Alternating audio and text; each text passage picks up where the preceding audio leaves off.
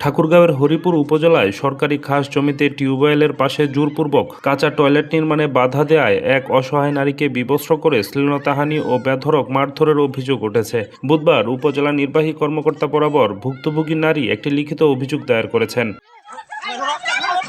অভিযোগ সূত্রে জানা যায়, হরিপুর উপজেলার মাদ্রাসাপাড়া এলাকার জিন্নাত ও তার পঙ্গু স্বামী অন্যের বাড়িতে দিনমজুর হিসেবে কাজ করে জীবিকা নির্বাহ করে।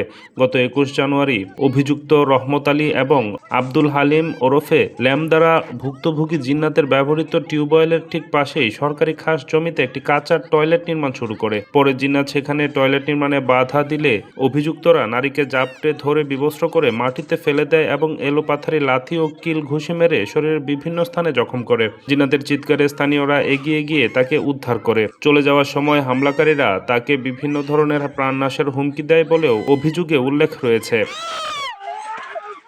এ বিষয়ে হরিপুর উপজেলা প্রশাসনের পক্ষ থেকে যথাযথ ব্যবস্থা নেওয়ার আশ্বাস দেওয়া হয়েছে।